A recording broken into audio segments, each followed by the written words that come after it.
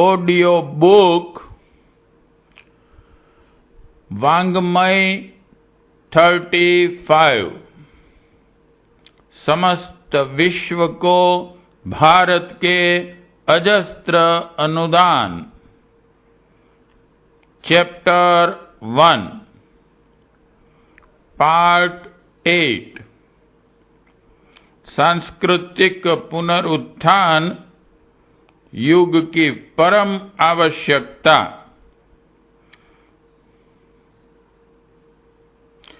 संस्कृति मनुष्य के अंतरंग को विकसित करती है।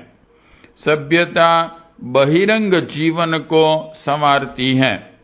अंतरंग एवं बहिरंग के सम्मिलित स्वरूप से प्रगतिशील जीवन का समग्र एवं स्वस्थ स्वरूप बनता है।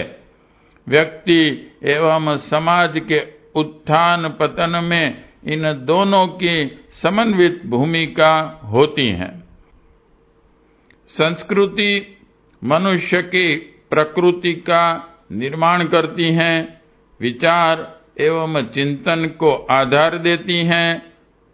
सभ्यता से आकृति बाह्य जीवन शैली विकसित होती है। बहिरंग जीवन को अगर शरीर कहा जाए तो संस्कृति को प्राण की संज्ञा दी जा सकती है। कलेवर का स्वरूप कैसा होगा, यह अंतरंग के प्राण तत्व के ऊपर निर्भर करता है। व्यक्ति अथवा समाज का स्वरूप, व्यवहार एवं चरित्र कैसा होगा, यह इस बात पर निर्भर करता है कि जिस सांस्कृतिक परिवेश में वे सांस ले रहे हैं उसका स्तर कैसा है। सभ्यताओं के उद्भव, विकास एवं पराभव की घटनाओं में सांस्कृतिक मूल्यों की ही प्रधान भूमिका होती है। सभ्यताओं का अपना कोई स्वतंत्र अस्तित्व नहीं होता। वे तो संस्कृति के अनुरूप ढलती, बढ़ती तथा परिवर्तित होती रहती हैं। स्पष्ट है कि सांस्कृतिक मूल्य ही समाज के मेरुदंड हैं। समाज को गढ़ने अथवा पराभव के गर्त में धकेलने के प्रधान कारण हैं। मनुष्य का चिंतन एवं चरित्र संस्कृति के अनुरूप ही बनता है। संस्कृति में जिस प्रकार के वैचारिक मूल्यों का समावेश होगा, व्यक्ति एवं समाज का वैसा ही स्वरूप होगा। वर्तमान समय में समाज के ऊपर दृष्टिपात करने पर यह निष्कर्ष निकलता है कि चारित्रिक दृष्टि से मनुष्य का पतन इतना कभी नहीं हुआ। चोरी, डकैती, हिंसा, बलात्कार जैसे अपराधों में दिन प्रतिदिन वृद्धि होती जा रही है। दैनिक पत्र पत्रिकाएं इन्हीं घटनाक्रमों से भरी रहती हैं। समाचार पत्र इनसे ही रंगे रहते हैं। उन्हें पढ़कर समस्त समाज के प्रति, मानव जाति के प्रति घृणा सी हो जाती है।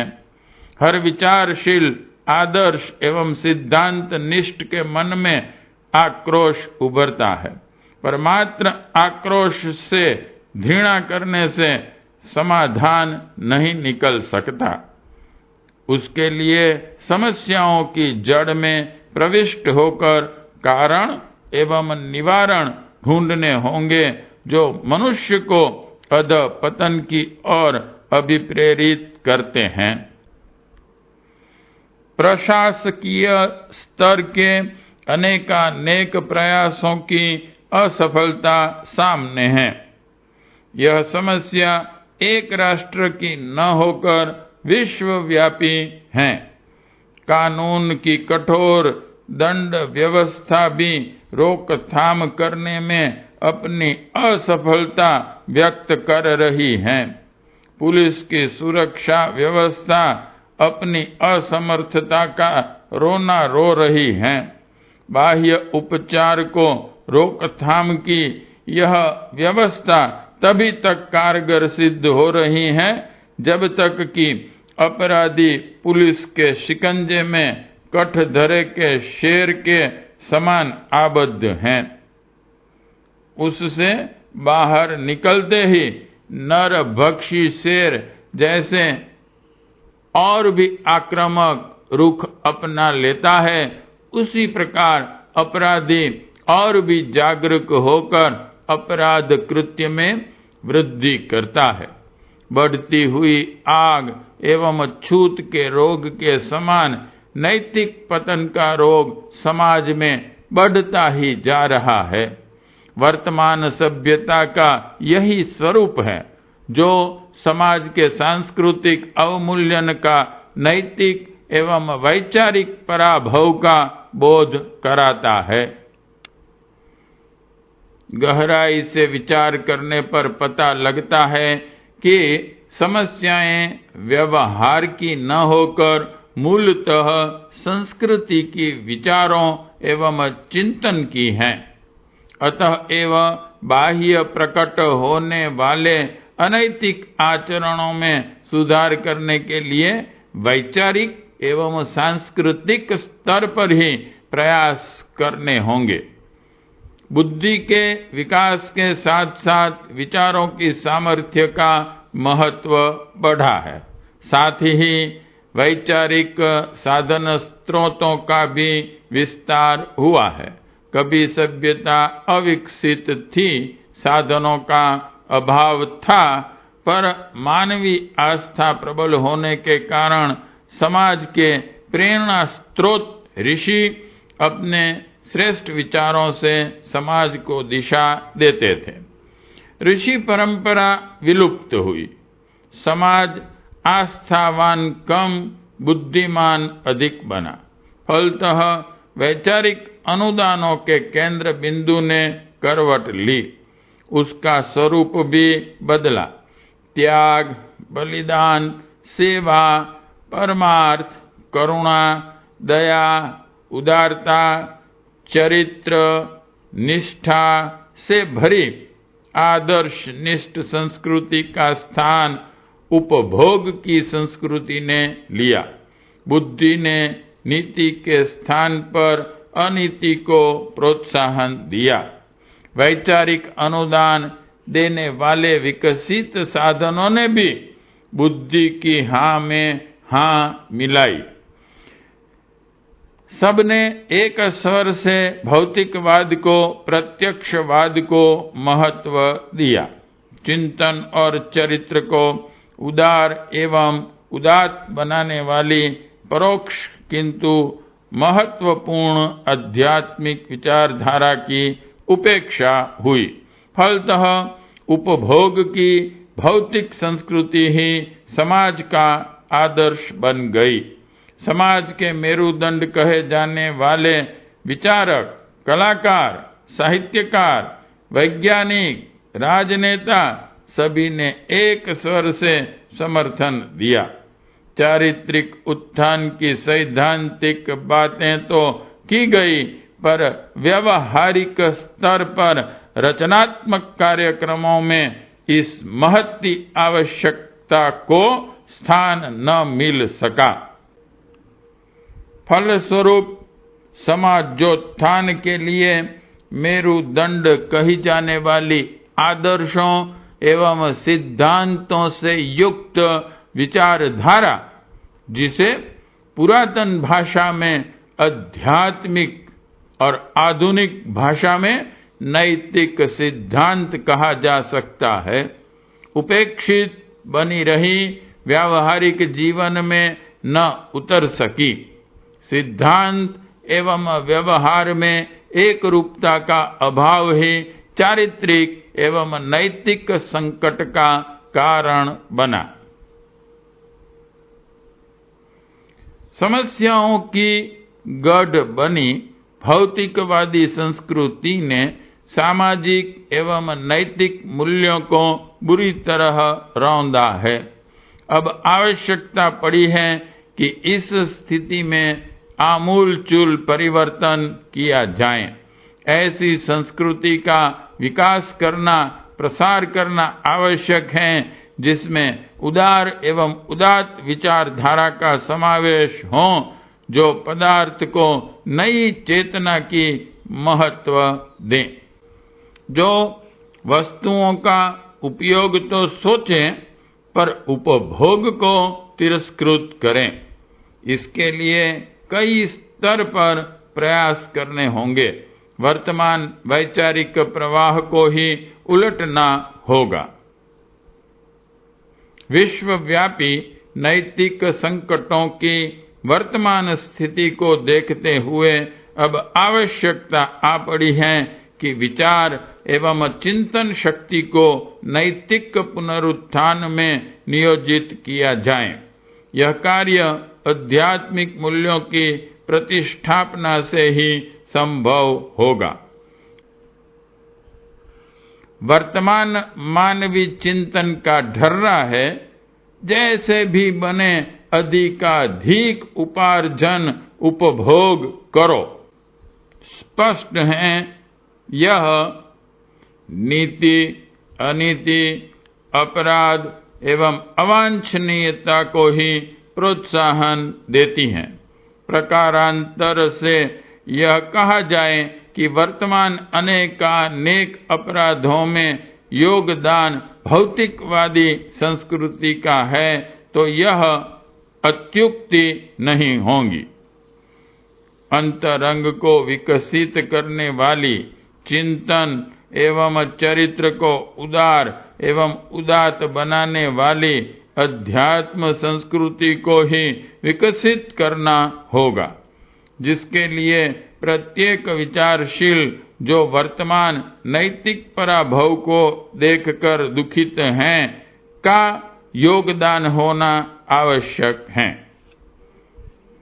आज बुद्धिवाद का ही चारों ओर आधिपत्य नजर आता है। निरंकुश भौतिकवाद की बाढ़ अपनी चरम सीमा पर है। मनुष्य छोटा, बौना होता और सिकुड़ता चला जा रहा है। विलासिता के अतिरिक्त उसे कुछ सूझ ही नहीं पड़ता। दुष्प्रयोजनों में नीरत हमारी बुद्धि, चेष्टा और संपदा संसार में नाटकीय वातावरण उत्पन्न करती चली जा रही है। इसका परिणाम किस दुखद दुर्भाग्य में होगा, उसकी कल्पना मात्र से सिहरन उठती, रोमांच हो उठता है।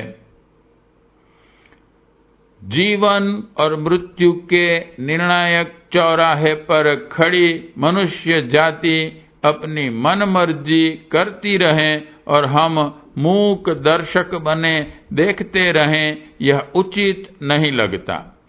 इतिहास साक्षी है कि विश्व की सर्वांगीण प्रगति में भारत ने अपने विकास के आरंभ से ही असाधारण योगदान दिया है। इस देश के देव मानव सदा से स्वयं को विश्व नागरिक मानते रहे हैं और क्षेत्र विशेष की परिधि में अपने को सीमित न रखकर समस्त संसार की अवगति को प्रगति में बदलने के लिए भागीरथी प्रयत्न करते रहे हैं। इस देश में निर्वाह की समुचित सुविधाएं रही हैं। रत्न गर्भा सस्य श्यामला भारत भूमि के वरद पुत्रों को कभी किसी प्रकार का अभाव, दारिद्र्य नहीं रहा। वे समस्त विश्व को अपना सेवा क्षेत्र मानकर सुदूर भूखंडों की अत्यंत कठिन यात्राएं करते रहे हैं। इसे उन्होंने साधना माना तथा अविकसित पड़े भूखंडों के पिछड़ेपन को दूर करने के लिए अपने ज्ञान विज्ञान का पूरा अनुदान प्रदान किया। वन्य जीवों जैसे जीवन यापन करने वाले मनुष्यों को उन्होंने कृषि, पशुपालन, शिल्प व्यवसाय, परिवहन, शिक्षा, चिकित्सा, समाज संगठन, धर्म, संस्कृति आदि से परिचित कराया और उन प्रगति प्रयासों में उन्हें अभ्यस्त बनाकर सुविकसित स्तर तक पहुंचाया। ऐसे अनुदानों ने ही उसे संसार के कोने कोने से जगत गुरु का भाव भरा सम्मान दिलाया। भारतवर्ष का चक्रवर्ती सांस्कृतिक साम्राज्य विश्व वसुधा के कोने कोने तक छाया था। यह सब इसलिए संभव हो सका कि यहाँ के निवासी सीमित क्षेत्र में अपने स्वार्थों को सीमित नहीं रखे रहे, वरन उन्होंने समस्त विश्व को अपना घर, परिवार और सार्वभौम सुख शांति को अपनी निजी प्रगति माना। आज की स्थिति भूतकाल की अपेक्षा कहीं अधिक दुर्गतिग्रस्त है। संसार में कहीं चैन नहीं, शांति नहीं, संतोष नहीं। उद्वेग और संक्षोभ से आज मनुष्य जाति का प्रत्येक सदस्य बेतरह जल रहा है।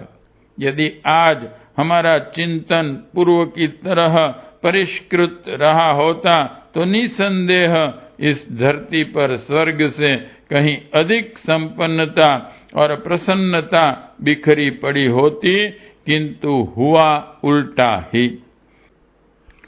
समृद्धि बढ़ी पर सद्बुद्धि का लोप हो गया। विकास के स्थान पर विनाश का ही पथ प्रशस्त हुआ है। हमारी स्वयं की परिस्थिति विपन्न होते हुए भी अपनी सांस्कृतिक धरोहर इतनी संपन्न है कि आज की स्थिति में भी विश्व का दार्शनिक क्षेत्र में नेतृत्व करने में सक्षम है। भारत का आध्यात्मिक इतना उत्कृष्ट है कि उसे किसी देश, जाति और काल की सीमा में नहीं बांधा जा सकता, वरन सार्वभौम, सर्वकालीन और सार्वजनीन ही कहा जा सकता है। भटकाव को सही राह पर लाने की उसमें पूरी क्षमता है। संसार के अन्य देशों ने पिछले दिनों हमें बहुत कुछ दिया है। हम और कुछ तो नहीं, पर उत्कृष्ट स्तर का तत्व दर्शन दे सकते हैं, जिससे भटकी हुई मानव जाति अपनी स्थिति एवं दिशा धारा पर पुनर्विचार करने और दिशा प्रवाह बदलने हेतु तत्पर हो सके। संस्कृतियों के संदेशवाहक परिस्थितिवश भिन्न भिन्न देशों में जा बसे होते हैं और अपने राष्ट्रीय कर्तव्यों का वे बड़ी निष्ठापूर्वक पालन भी करते हैं। इतने पर भी उन विभिन्न देशवासियों को अपनी आध्यात्मिक मान्यताओं एवं सांस्कृतिक एकता के क्षेत्र को व्यापक बनाए रहने में कोई कठिनाई नहीं पड़ती। ईसाई धर्म रोम में उगा और इस्लाम अरब में पनपा, फिर भी उनके अनुयायी अनेक देशों में बसे और वहां के वफादार नागरिक रहते हुए भी अपनी सांस्कृतिक भावनाओं को व्यापक बनाए रखते हैं। जब भी अवसर मिलता है वे मक्का, यरूशलेम आदि जा पहुंचते हैं। बौद्ध देशों के निवासी अब भी गुरु भूमि भारत माता के दर्शन करने निरंतर भारत आते रहते हैं। भावनात्मक एकता का दायरा असीम है। इस पर आधारित आत्मीयता तब तक बनी ही रहेगी जब तक कि मनुष्य श्रद्धा तत्व की सर्वथा तिलांजलि न दे दे। भारत भूमि के निवासी राष्ट्रीयता की दृष्टि से अनेक देशों में बसे हैं। वहां के वफादार नागरिक भी हैं। इतने पर भी आध्यात्मिक एवं सांस्कृतिक एकता का तथ्य अपने स्थान पर यथावत बना रहता है। भौगोलिक रेखा विभाजन का इस पर कोई असर नहीं पड़ना चाहिए। कई भाई बड़े होने पर आजीविका कमाने के लिए सुदूर क्षेत्र में जा बसते हैं, फिर भी उनकी कौटुंबिकता यथावत बनी रहती है। बहुत दिनों तक मिलना जुलना न बन पड़ने पर भी घर परिवार की बात आती है तो दूरवर्ती होने पर भी वे ऐसे कदम उठाते हैं मानो मीलों दूरी के बावजूद एक दूसरे से अलग नहीं हो पाए हो। इन भाइयों में से किसी की मृत्यु हो जाए और उनके पीछे विधवा तथा बालकों के परिपोषण का प्रश्न आ पड़े तो दूरवर्ती होते हुए भी वैसी ही सहानुभूति दर्शाई जाती है मानो वे अब भी उसी पुरातन घर परिवार के सदस्य बने हुए हैं जिसमें कि जन्मे और खेले थे। इन कुटुंबियों के बीच रंज खुशी में ही नहीं, अन्य प्रकार से भी एक दूसरे की सहारा देने की बात सोचते हैं। वैसा कुछ न भी बन पड़े तो गहरी सहानुभूति तो रहती ही है। राम लक्ष्मण के वनवास भुगतने पर भरत और शत्रुघ्न प्रायः उसी स्तर का तपसी जीवन जीते रहे। शरीर के दूर दूर रहने पर भी आत्मीयता के आधार पर बनी निकटता इसी साधन संवेदना के कारण टिकी रह पाती है। संस्कृति का माता की तरह अत्यंत विशाल हृदय है। धर्म संप्रदाय उसके छोटे छोटे बाल बच्चों की तरह जो आकृति प्रकृति में एक दूसरे से अनभेद होते हुए भी माता की गोद में समान रूप से खेलते हैं। भारतीय मूल व्यक्ति कहीं भी जा बसे अपनी सांस्कृतिक एकता एवं आत्मीयता के बंधन से मुक्त नहीं हो सकते। ये बंधन इतने मजबूत हैं कि इन्हें मीलों की दूरी तो क्या जन्म जन्मांतरों के साथ बदलती स्मृति भी तोड़ सकने में समर्थ नहीं हो सकती। भारत एक विचित्र राष्ट्र है। इसमें धर्म संप्रदायों, जाति, बिरादरियों, प्रथा परंपराओं की बहुलता है। भाषाएं भी ढेरों बोली जाती हैं। इनके प्रति परंपरागत रुझान के होते हुए भी सांस्कृतिक एकता में कोई अंतर नहीं आता। मध्यकाल का ऐसा अंधकार युग भी रहा है जब जाति और परंपराओं ने संकीर्णता की दीवारें खड़ी की और अपने छोटे दायरे को ही वे सब कुछ मानने लगे।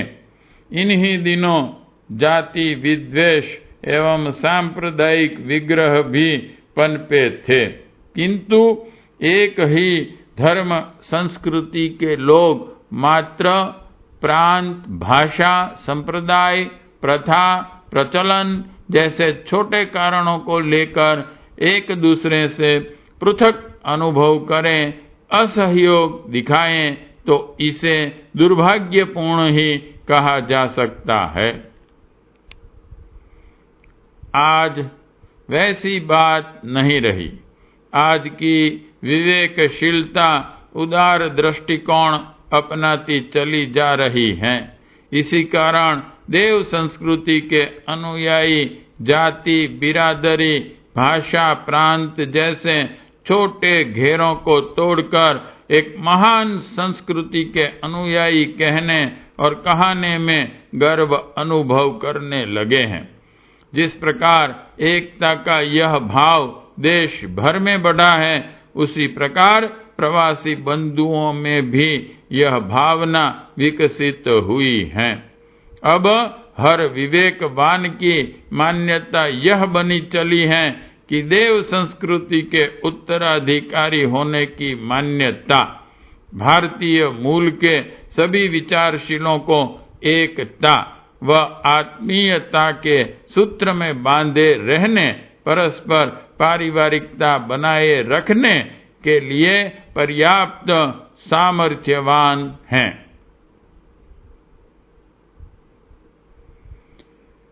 यह दुर्भाग्य की बात है कि देव संस्कृति की गरिमा को उसके उत्तराधिकारी ही उपेक्षा के गर्त में धकेलते चले जा रहे हैं। संस्कृति को प्रथा प्रचलन की परिपाटी भर मान बैठना भूल है। उसके साथ एक महान परंपरा जुड़ी है। उसे यदि सही रूप से समझाया व अपनाया जा सके तो अतीत जैसे गौरव वातावरण और वैभव का पुनर्जीवित हो उठना सुनिश्चित है।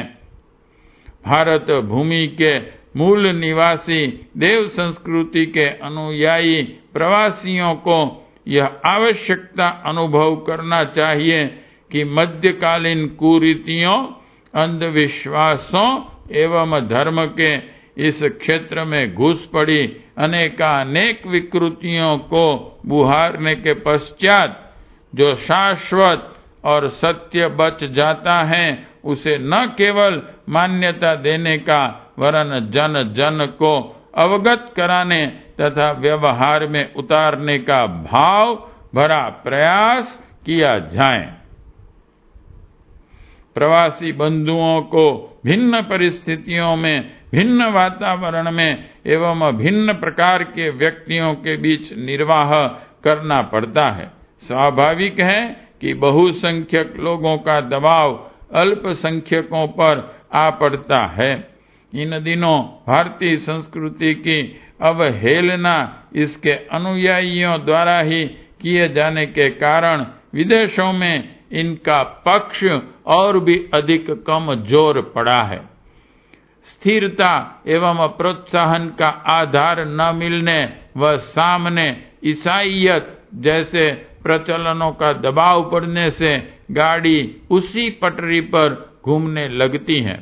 प्रवासी भारतीय की हर पीढ़ी अपने पूर्वजों की तुलना में देव संस्कृति के लिए कम रुचि दिखाती व उपेक्षा करती देखी जा सकती है। यदि यह क्रम चलता रहा तो बहुत शीघ्र प्रवासी बंधु अपनी सांस्कृतिक आस्थाओं को खोते खोते किसी दिन उन्हें पूर्णतया तिलांजलि दे बैठेंगे। होना यह चाहिए कि ये प्रवासी बंधु अपने अपने देशों में राष्ट्रीय दृष्टि से वहां के वफादार नागरिक रहते हुए वहां भारतीय संस्कृति के प्रतिनिधि बनकर रहें। अपने आप को संगठित करने अपरिचित व्यक्तियों को अपने प्रभाव के उपयोग द्वारा इस गरिमा से परिचित कराते। यदि ऐसा बन पड़ा होता तो 100 से भी अधिक राष्ट्रों में से प्रवासी भारतीय इन देशों के असंख्य लोगों को इस महान परंपरा का अनुयायी बनाने में सफल हो चुके होते, किंतु होता उल्टा रहा है। उनकी संख्या बढ़नी तो दूर घटी ही है, जबकि सर्वत्र जनसंख्या वृद्धि की बाढ़ सी आई है। भारतीय संस्कृति की महानता को देखते हुए विघ्न समुदाय की यह मान्यता दिन दिन सुदृढ़ होती जा रही है कि अगले दिनों समस्त विश्व की एक समन्वित संस्कृति होगी और उसका निर्धारण भारतीय संस्कृति के सिद्धांतों एवं प्रचलनों के आधार पर होगा। ऐसी स्थिति में इस महान परंपरा से अनुयायियों का यह कर्तव्य हो जाता है कि न केवल उसके दर्शन, स्वरूप, व्यवहार आदि से सर्वसाधारण को परिचित कराएं, बल्कि इस प्रकार की जीवनचर्या स्वयं भी अपनाएं, जिससे सिद्धांत एवं व्यवहार दोनों में एक रूपता आ सके। पार्ट 8 समाप्त।